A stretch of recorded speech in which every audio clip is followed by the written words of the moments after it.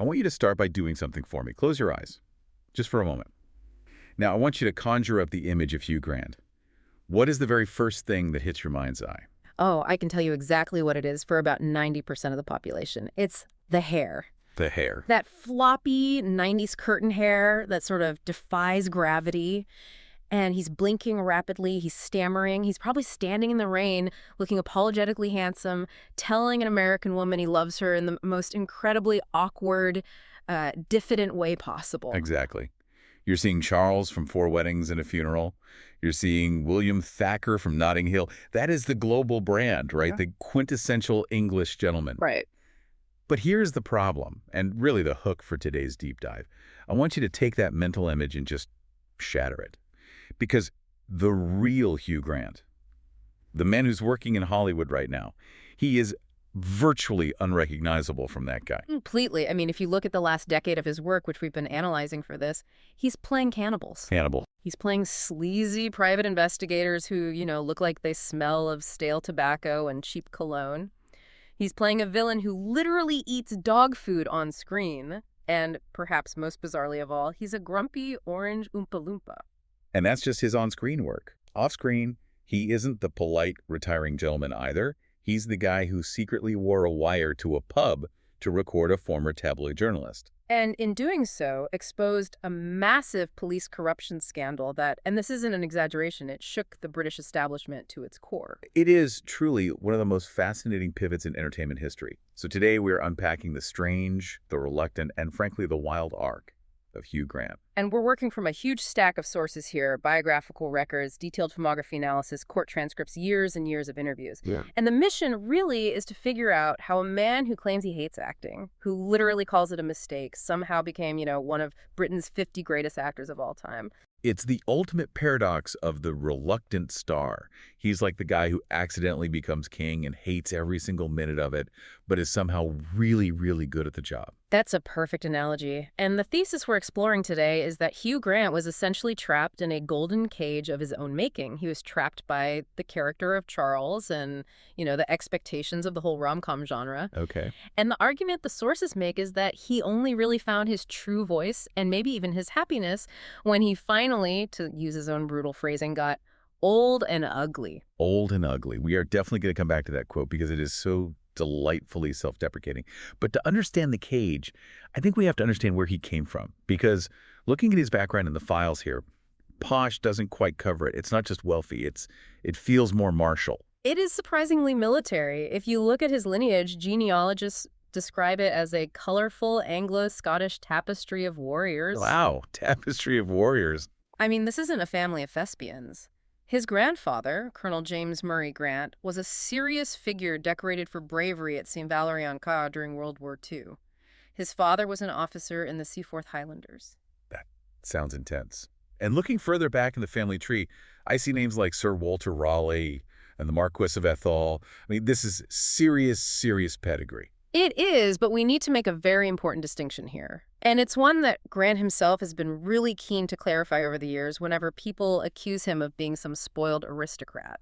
Pedigree does not equal cash. Right. Because you have a family crest doesn't mean you have a full bank account. Exactly. There's this misconception that he grew up in a castle with a fleet of servants. He went to private schools, yes, Wetherby, Latimer Upper School, but the family wasn't rolling in it, as they say. So the shooting and fishing in Scotland we read about, that was family tradition, not immense liquid wealth. It sounds incredibly fancy to American ears, but it's a different context. Which explains the early jobs.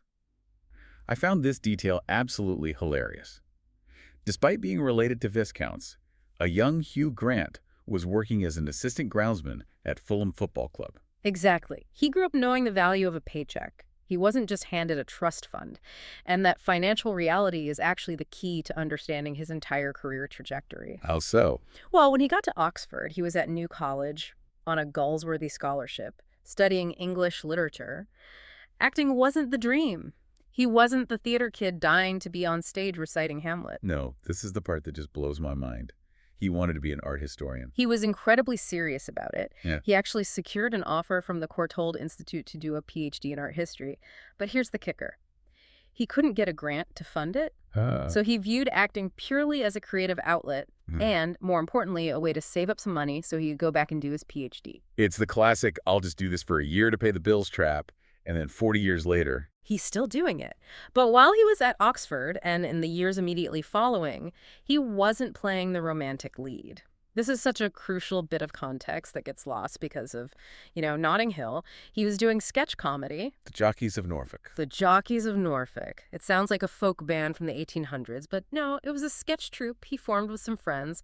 They toured London pubs. They went to the Edinburgh Festival. And what was he like? Was he the charming straight man? And not at all. If you look at reviews and descriptions of their act, Grant wasn't playing the handsome hero. He was doing absurd voices. He was doing a sketch about the nativity story, but told in the style of an Ealing comedy. An Ealing comedy. For our listeners who might not know that reference, can you clarify? Sure. Think of those classic British comedies from the 40s and 50s, like The Lady Killers or Kind Hearts and Coronets. Yeah. Very dry, very specific manners, often with a bit of a dark edge. Okay, I see. So Grant's roots are in the absurd, the grotesque, and in-character work. The stammering, handsome lead wasn't his natural state at all. It was a mask he put on much later. So underneath the handsome exterior, he's basically a character actor who got lost in a leading man's body. Precisely. He is a character actor who had the, let's say, misfortune of looking like a movie star, but unfortunately for his art history ambitions, that face got him cast in Maurice in 1987. Which was a Merchant Ivory film. I mean, that is the gold standard of British period drama. It was a huge deal, and he was brilliant in it. He won the Volpe Cup for Best Actor at the Venice Film Festival, shared with his co-star James Wilby. Wow. So right out of the gate, at the very beginning of his film career, he was taken seriously as a dramatic actor. He wasn't just the cute guy. But then the Euro puddings happened. I love this term. Please explain what a Euro pudding is, because it sounds delicious, but I suspect it's not. It's Grant's own cynical term for a very specific type of bad movie. After Maurice, he spent the late 80s and early 90s just drifting. He was doing these strange European co-productions. What does that mean exactly? Usually it would be a French script, directed by a Spaniard, with money from Germany, badly translated into English. That sounds like a recipe for absolute disaster. It usually was. And Grant was very cynical about it. He said they'd hire English actors just to try and sell the movie to the American market. He felt like a prop. So he's grinding away in these weird movies, probably thinking, I really should have been an art historian. And he was struggling. He was even writing radio commercials for Mighty White Bread and Red Stripe Lager to make ends meet. So he's doing commercials. He's in these frankly terrible sounding movies. Yeah. And then comes 1994, the year everything changed. 4 weddings and a funeral. The explosion. I mean, it is hard to overstate to a modern audience just how big this film was. Right. It was a low-budget British film that became the highest-grossing British film in history at that time, over $244 million. Overnight, Hugh Grant isn't just a working actor. He is an international superstar. And he's Charles, the floppy-haired, charming, stuttering bachelor.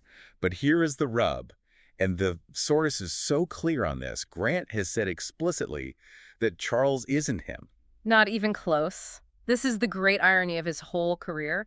Grant has pointed out that the character of Charles, the nervous, awkward, stuttering guy, is actually based on the writer, Richard Curtis. On the writer himself. Yes, Richard Curtis is the one who stammers and is sort of endearingly awkward. Grant.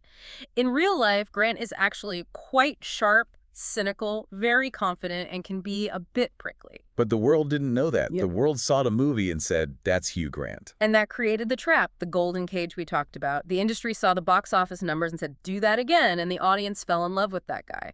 So for the next 15 years, that is largely what he did. And to be fair, he did it incredibly well. We have to give him credit for that. Mm-hmm. Notting Hill made $363 million. A staggering number. Bridget Jones' Diary, where he played the cad Daniel Cleaver, which you could argue was a bit closer to his real personality, that was a massive hit. Love Actually. He's the prime minister, for goodness sake. He was incredibly successful financially. There's no denying that. But if you look at the critical reception during this Curtis era, as we call it, you can see the frustration building. Critics started calling him a one-trick pony. Ouch. The Washington Post had a particularly brutal review where they said he had more tics than Benny Hill. That's rough. They noted the fluttering eyelids and the stuttering Sherry Club mannerisms. It became a caricature. And the tragedy was, Grant knew it. He could see it happening. He calls himself a perfectionist on set, but in a way that sounds, well, grueling. He's famously grumpy on set. He's known for demanding endless takes, and he was very aware when he wasn't nailing it. Look at 9 Months. That was his first big Hollywood studio film, came out in 1995. Oh, he hates his performance in that movie. He despises it. He said he ruined it. He completely panicked because of the scale of the production. This was 20th Century Fox money. Julianne Moore, Robin Williams. A lot of pressure. A huge amount. And he felt the pressure to be funny, so he tried too hard. He said he just pulled faces and forgot to actually mean any of it. He lost the truth of it. It sounds like a bad case of imposter syndrome mixed with a deep disdain for the genre he was now stuck in. He even called the Woody Allen movie Small Time Crooks his Millennium of Bastards during one interview. I mean, that is a man who is not having a good time despite being rich and famous. And that self-loathing is such a key part of his psychology. He frequently said he wanted to quit. But interestingly, that cynicism, that ability to look at himself and say, this is rubbish, is exactly what saved him when the scandal hit. Yeah, that's a great point. Okay, we have to talk about it. Section 3 in our outline. The pivot point, 1995, Sunset Boulevard. He's dating Elizabeth Hurley. They are the golden couple of the UK. 9 Months is just about to be released, and he gets arrested with a sex worker, Divine Brown, in a car in L.A. In 1995, this should have been a career ender. Absolutely. Disney-level stars. And remember, 9 Months was a family-friendly comedy, did not get arrested for soliciting prostitution in 1995 and survive.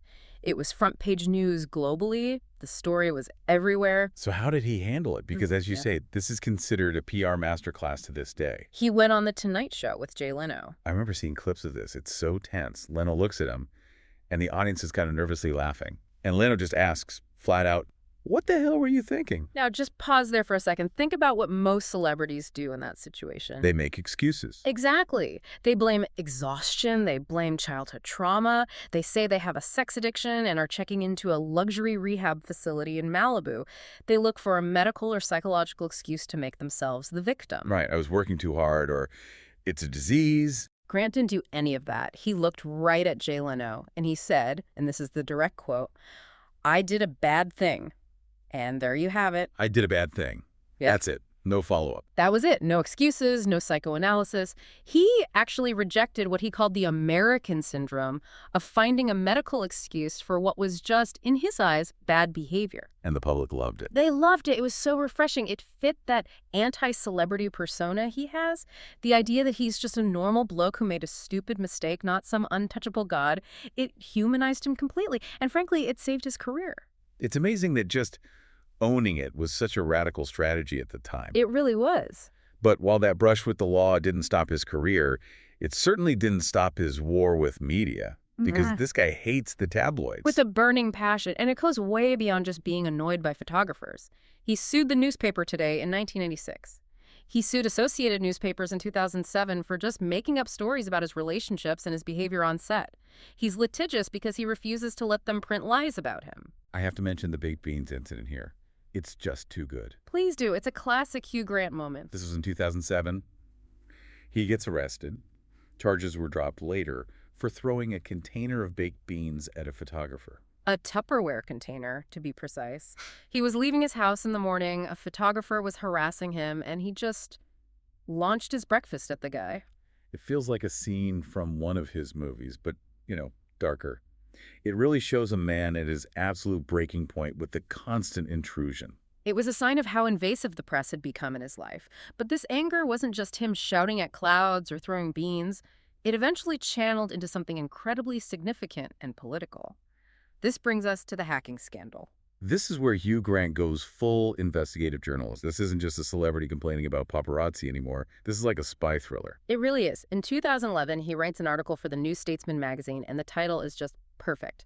The Bugger Bugged. The title alone is brilliant. So walk us through what he actually did. This wasn't just him writing an op-ed. No. He went undercover. He arranged to meet a man named Paul McMullen at a pub. Now, McMullen was a former journalist for the News of the World, which was one of the biggest, most powerful tabloids in the UK. owned by Rupert Murdoch's company. Exactly. Grant herself had been a victim of their phone hacking, but McMullen didn't know that Grant was on the warpath. He just thought he was having a casual chat with a celebrity he used to harass. And Grant was wearing a wire. Effectively, yes. Mm-hmm. He used a covert recording device. I believe it was a pen or a hidden microphone. And McMullen, perhaps loosened up by the setting and a few beers, just spilled everything. What did he say? He admitted that editors at the paper routinely ordered illegal phone tapping, but then it got much, much worse. He admitted they bribed police officers. Whoa. Okay, so this isn't just about celebrity gossip anymore. This is systemic corruption. That's the key. McMullen claimed on the tape that 20% of the Metropolitan Police had taken bribes. Backhanders, he called them, from tabloid. 20%? 20%. He also claimed that British prime ministers, going back years, cultivated relationships with Rupert Murdoch and basically looked the other way regarding these illegal activities because they wanted his paper support. That is absolutely explosive. It was. And Grant published it. He transcribed the tape and put it right there in the New Statesman. He became the public face of the Hacked Off campaign, which fought for press reform. And he didn't just write an article. No, he went all in. He appeared on the BBC's main political debate show, Question Time. He took on the Murdoch empire directly. He even donated a huge six-figure settlement he won from the Mirror Group back into the campaign to keep fighting them in court. If we connect this to his acting career, do you think this real-life role as a crusader changed how people saw him? I think it had to. It proved he wasn't just a floppy-haired fop. It showed a harder, sharper, more intellectual edge. It proved he was intelligent, he was formidable, and he was angry. It was like the mask of Charles finally slipped off, and we saw the real man underneath. Which leads us perfectly into what the critics have dubbed the Hughnaissance. Because around this same time, his acting career took a very hard left turn. It did. And the catalyst was, surprisingly, a failure. The movie Did You Hear About the Morgans came out in 2009. Right, not a classic. Not a classic and a box office disappointment. And Grant realized something. He said, quote, "I got old and ugly." There it is again, that harsh self-assessment. But he called it a great blessing. He realized he was no longer appropriate for romantic leads. The golden cage of the romantic lead had been unlocked simply because he aged out of it. He couldn't play the young bachelor anymore. And the first sign of this new era was the movie Cloud Atlas in 2012. That movie is absolutely wild. The Wachowskis. He plays 6 different characters in it. 6, including a cannibal chief from 2,000 years in the future. Which is about as far from a Richard Curtis film as you can possibly get. I love the story about this. He apparently read the script and thought, I can't do this. Just give me a witty line. He did panic initially. He looked at the script and thought, I'm going to fail. But then he found the joy in it again. He rediscovered the joy of character acting. Remember the jockeys of Norfolk? He went back to the absurd, to the grotesque. He wasn't relying on his looks anymore. He was relying on makeup, prosthetics, and voices. And that just opened the floodgates. It really did. And then we get what many critics, myself included, call his career best performance. Paddington 2.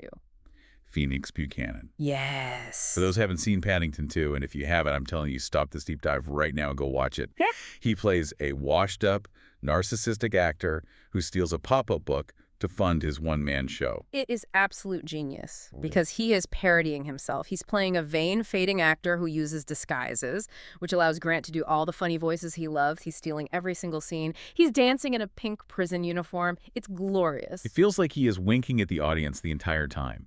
He knows exactly who he is and how the world sees him, and he's just having a laugh with it all. Exactly. And it's not just comedy. He did Florence Foster Jenkins in 2016, where he played St. Clair Bayfield alongside Meryl Streep. That was a pivotal role for him too, wasn't it? It bridged the gap. It was funny, yes, but it was also deeply tragic. He played a failed actor, again, a running theme, who dedicates his entire life to protecting his wife's delusions that she can sing. It was tender in a way we really hadn't seen from him before. He got Golden Globes and BAFTA nominations for that performance. And then he goes dark. A very English scandal. Jeremy Thorpe. This was a BBC miniseries. He played a real-life, disgraced politician who was accused of conspiracy to murder his former lover. This role brought everything together. The politics, the scandal, the charm, masking a ruthless dark side. It was perfect casting. And we can't forget The Gentleman, the Guy Ritchie film, Grant plays Fletcher, this incredibly seedy, sleazy private investigator. The irony there is just palpable. He basically played the exact type of tabloid journalist he had spent the last decade fighting in court. He even called it a fun bit of casting. Did he base it on anyone? He said he based the accent and the mannerisms on the very people he hated, the reporters who used to follow him around. Talk about reclaiming the narrative. Um, I hate you, so I'm going to portray you, and probably win an award for it. Okay. And now, most recently, we have Wonka. The Oompa Loompa. We have to unpack this. Why on earth did he play a tiny orange man with green hair? The director, Paul King, who also directed Paddington 2, said he went back to the original Roald Dahl book, and he realized the Oompa Loompas write these little poems that are incredibly cynical, sarcastic, cruel, and very funny. Okay. And he thought to himself, whose voice is that? And he immediately thought of Hugh Grant. That is the ultimate backhanded compliment. You are the living embodiment of a cynical, cruel, tiny orange man. But Grant leaned right into it. He was famously grumpy doing the motion capture. He complained about the helmet, the rig, the cameras, which only made the performance funnier because the character is supposed to be grumpy. It seems like he's finally having fun by admitting he's not having fun. That's the Hugh Grant way. That's the paradox of the man. Let's shift gears for a minute to the man behind all these characters. Huh. We've touched on the scandals and the politics, but his personal life has been quite a roller coaster too. For the longest time, he was the eternal bachelor. He really was. The relationship with Liz Hurley was iconic, 13 years. And what's so interesting is that despite the split and despite the Divine Brown incident, they remain incredibly close. That's pretty rare in Hollywood. Very. He's the godfather to her son, Damien. They were business partners in their production company, Simeon Films. It speaks to a real loyalty there that I think people often overlook. But then, after being the famous bachelor for decades, he suddenly had 5 children in very quick succession. The tabloids called it the fleeting affair era, which is a bit cruel. Yeah. But yes, the timeline is complex. He had a child with Tinglan Hong, then a child with Anna Eberstein, then another child with Hong, and then eventually married Eberstein. It was a very busy few years for him. But he seems to have really settled into family life now. He married Anna Eberstein, who's a Swedish TV producer, back in 2018. He has. And alongside the family, he's become a very active citizen. We mentioned the Hacked Off campaign, but he's vocal about politics in general. But here's the thing listeners need to understand. He's not partisan in the traditional sense. He's not just a labor guy or a conservative guy. No. He talks about political guts.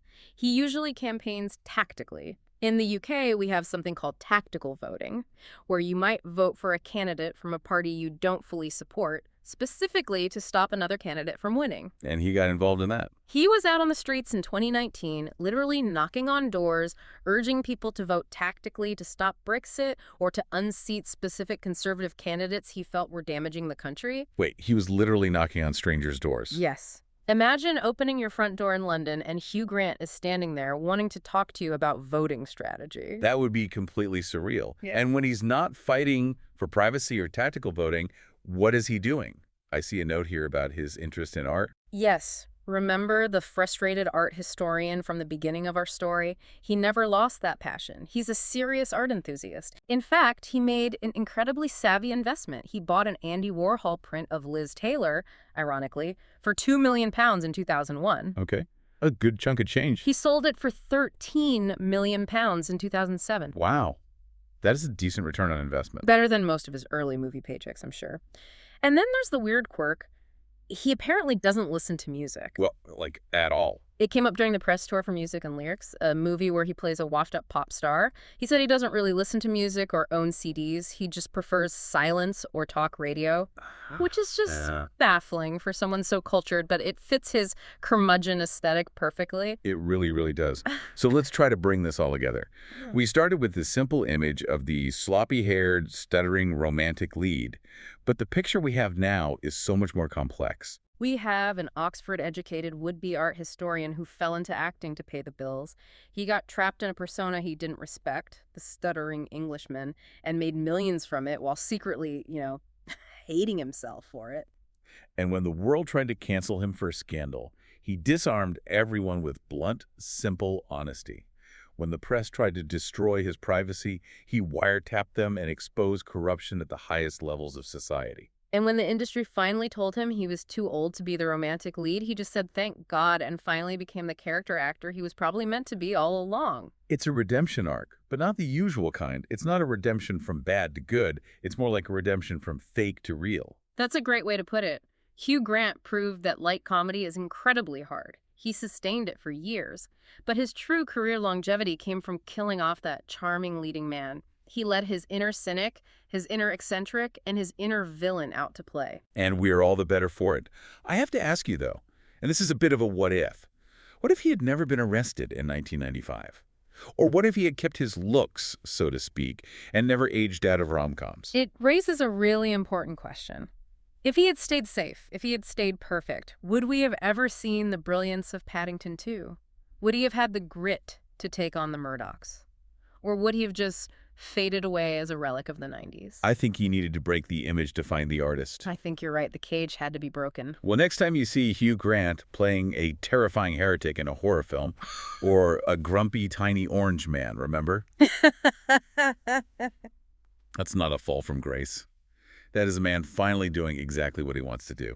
Thanks for listening to The Deep Dive. See you next time.